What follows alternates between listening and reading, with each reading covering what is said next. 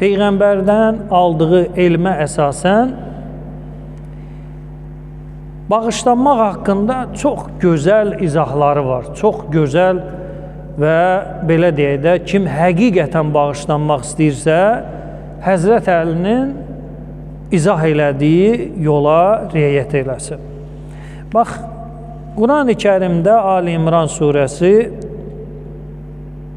17-ci ayədə Allah Taala iman gətirib Allahdan bağışlanmaq istəyənləri vəsf edir. Tərifləyir və sonra da deyir vəl müstəğfirinə bil əshar.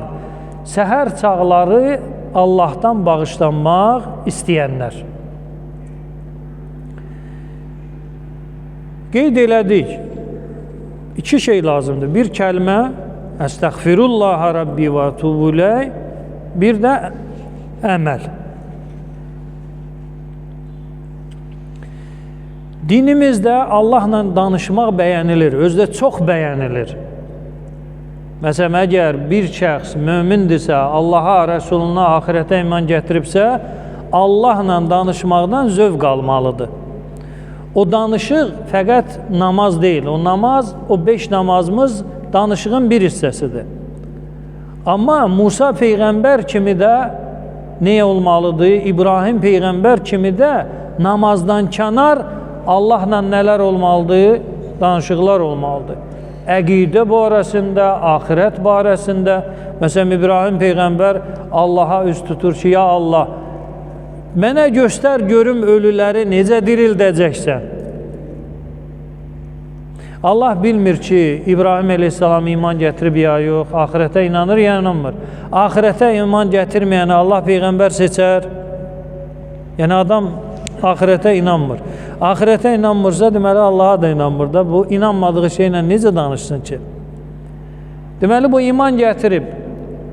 Allah nida edir, ey İbrahim, iman gətirməmsənmi? Deyir, xeyr, iman gətirmişəm.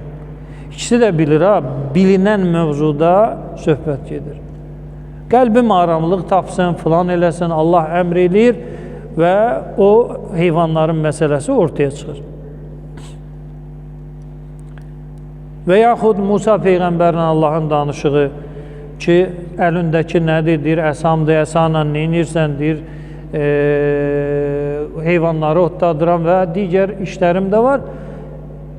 Bəllidir də, yəni bu göz qabağında əlində nədir, Allah görmür onun əlində nədir. Deməli, bu bana danışıqların özünün xüsusi bir mahiyyəti var. Sevgi, eşq və s. ilə axır iki tərəfin arasında, hətta bizi üçün mənasız olan bir çubuq axırda nəyə dönür? Möcüzəyə. Yəni bizi üçün o Musa Peyğəmbər əlindən atsaydı, belə də çubuqdur da, bir ağacın budağı. Ona atsaydı, onun üstündə qırğın düşərdi ki, mən götürüm, sən götür, sən götür, mən götür.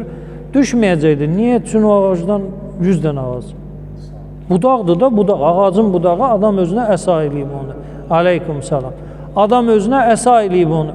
Əsanı atır yerə, o əsa üçün kimsə, bir də elə belə deyək də, bir qoca kişi də əlində əsadır, əsası düşür yerə, o əsa üçün kimsə bir 10 dənə cavan bir-birinə yumruq, təpik, şillə vursunlar ki, yox, nəticədə bu əsa kimin olacaq? Mənim olacaq. Bir dava getmir ki. Amma o dönəndən sonra, dönsə bir canlıya, sonra təzədən qayıdıb əsa olsa nə olacaq?